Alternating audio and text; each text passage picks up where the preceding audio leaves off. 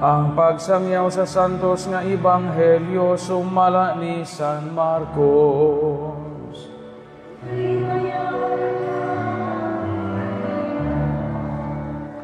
Pag-abot nila sa Betsaida, dihay usa ka butang nga gidala sa pipila ka tawo ngadto kang Hesus, ug gihangyo nila sa Hesus sa paghikap kaniya. Gigunita ni Hesus ang kamot sa buta ug gidala siya ngadto sa gawas sa balangay. Ug human tuthui ni Hesus ang mga mata sa tawo, gitapiun niya ang iyang mga kamot diha sa tawo ug gipangutanan niya, "May nakita ka ba?" Mihangad ang tawo ug miingon, "Nakakita akong mga tawo, apan mura silang mga kahoy nga galakaw-lakaw." Una gitapiun pag-usab ni Hesus ang iyang mga kamot sa mga mata sa tawo, ug nining higayon na mitutok ang tawo ug nahibalik ang iyang maayong pananaw. Unya gipapauli siya ni Hesus ug gipinahan sa dili pagbalik sa balangay. Ang Ebanghelyo sa Ginoo.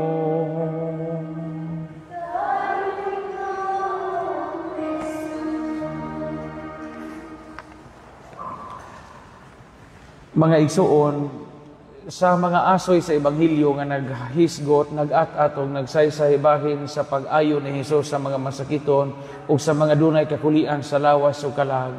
Medyo special o unique kining asoy sa Ebanghelyo karon gikan ni San Marcos, the healing of the blind man. Unsa may nakapalahi aning maong asoy sa Ebanghelyo sa uban nga mga healing narrative sa nga gihimo sa atong Ginoong Hesukristo. Lahi ang Ebanghelyo karon kay sa Ebanghelyo karon wa kashaan ni Hesus og ayo ang buta. Panakabantay mo gi anam-anam. Kasabot mo gi anam-anam no. Wa diretsohan. Sa ubang mga bahin sa Ebanghelyo mo ingon na Ginoong Hesukristo nga uli na sa inyo ka, naadyo na ka. Uban mo yun og lakaw nga malinawon ay mo pagtuo mo'y nakaadyo nimo. Mao man na ang kasagaran nato makita sa Ebanghelyo. Pero kining karon lahi. Primero giingon dinhi sa Ebanghelyo karon, may usa ka butang nga gidala sa mga tawo ngadto kang Hesus. O gihangyo nila sa Hesus sa paghikap kaniya. So dili parihas ni Sakeo o sa ubang mga tawo nga gusto modol ni Hesus, ni Bartimeo nga magsinggit-singgit. Hesus kaluin taon ko dili lahi ni. Kay kining karon ang mga tao, duhay mga tao nga mao ihingda sa buta ngadto kang Hesus. Unsa may makatunan nato sa aning nga linya sa Ebanghelyo? Kita daipot makadatag mga tao paduol sa Ginoo. Ha? Piskay sa atong kinabuhi makadatag mga tao paduol sa Ginoo pareha aning buta. Sa Ebanghelyo karon ang mga tao mo igada sa buta aron matambawan ni Hesus. Yana po ang atong papel sa atong kinabuhi. Usahay man gud mga igsuon, makalimot sa atong kinabuhi ba mo yan pasagdi na tawhana, mamatay na sa siyang pagkapalahubog, aiza na ng kinabuhi. Mao man gud kinaiyan ato. Pasagdi na tawhana, ug di na mo simba, ijahay man tagkaluwasan. Mao man ay madungog nato. Pasagdi gud ng tawhana og way Ginoo, ay sus, ijaha bitaw madugta na sa impierno, di na atong problema sa Ginoo na. Yana man ta usahay. Pero maminaw ta sa Ebanghelyo, ang mga tao mo igada sa buta aron maduol o matambawan sa Ginoo. So piskay pa na sa tang kinabuhi, di man paigo sa kinabuhi nga mosimba ra ta mauli ra ta sa ato, wa ta mahibaw say naman ang hitabo sa atong palibot. Dili na hingpit nga pagka-Kristiyano, ug di maayo na nga kinabuhi. Mo bitaw di man ta mobilib ang mga taong hinimbahon niya sa ilang pagkahinimbahon, ilang ruta, bahay ra og simbahan. Wa kay baw say nahitabo say mga nanghitabo sa palibot o sa silingan. Di man na maoy tinuod nga Kristohanon. Piskay og hinimbahon ta, Dios noon ta, una inig uli na to pila ka tuig sa tong pagkakatoliko, makadahatag mga tao. Imong banang palahubog ug madani mo nagsimba anam-anam, piskay maduol sa Ginoo. Imong anak nga irehes, imong anak nga laig tinuuhan, madugay ni mong ampo, madugay ni mong simba, madugay ni mong agni, madani mo na balik sa Ginoo, piskay. Kanang naa kay mada ngadto sa Ginoo. Ikaduha og katapusan. Sa Ebanghelyo karon, primero gitutuhan ni Hesus ang mata sa buta. Unya ingon ang Ginoong Hesus, nakay nakitaan. Ingon man ag tawo og di pa klaro.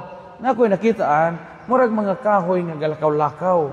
Nagihikap na po siya ni Jesus, unya iyan na pong gitapion iyang kamot, unya diha-diha tinggad nagyang pananaw.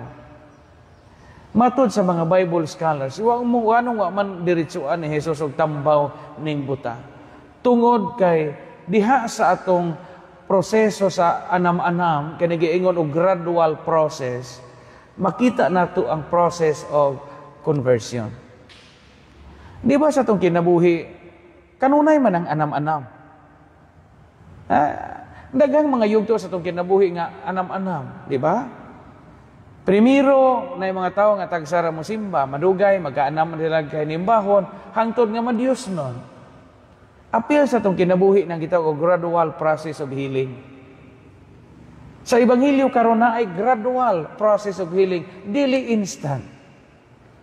Nga naman, diha sa proseso, diha sa gradual process, matod sa mga Bible scholars, makita nato unsa ka tinuod ang ato nga pagkaila, pagkasunod sa Ginoo.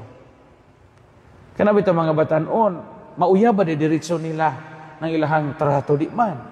Primero anak magpaibid-ibid pa man, mga tanag saingan, mga yog number, mag-text-text, paghuman mangimbitar og kaon, paghuman mangimbitar og sine, una anha pa mamuyog I love you og maapiki na.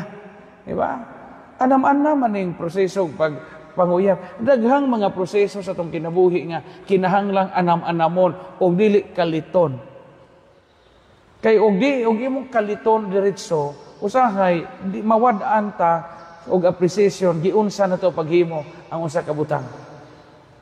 Unsa may konkreto nga anam-anam nga kasinatian nato, labi na kitang mga taga-baryo. Tanawa, kitang mga hinginom og tuba, ako hinginom og tuba. Kamong mga asawag mananggiti o kamong mga tigpananggot ani. Nasinong junior ba ani tigiinom ra ba mig tuba ani. Kining magbujo ka og dao og sanggutan, di ba? Magbujo ka ni kag dao og sanggutan, kailan mamutanan og dao kanang butay bang mapakabukan. Inigbujok nimo ana, di man ka pwede nimo na nga imong lahiban ng dao og hangad pa sa man nimo pagsawod. So imo nang bujukan banganan nimo nagpisi. Ang mananggiti kinahanglang kamaong mga pailob anam-anam. Kada adlaw hugtan ni sa nang dao. Di ba kay mo ana? Ikaw mahugtan na pod. Hugtan hangtod nga mudungo ang dao. Usa pa na abisan. Di pwede nang dao kaliton imong bira mapunggit na. So pila man nakaadlaw nga akong tatay mananggiti man jud anam-anam na hantod nga inigdungo sa dao anha pa na abisan unya anha pa sauron. Daghang mga proseso sa kinabuhi nga kinahanglan nato ning gitawag og anam-anam nga dili nato kaliton. Kay diha sa proseso makakita kita sa kaanindot sa atong kasinatian. Hinaot pa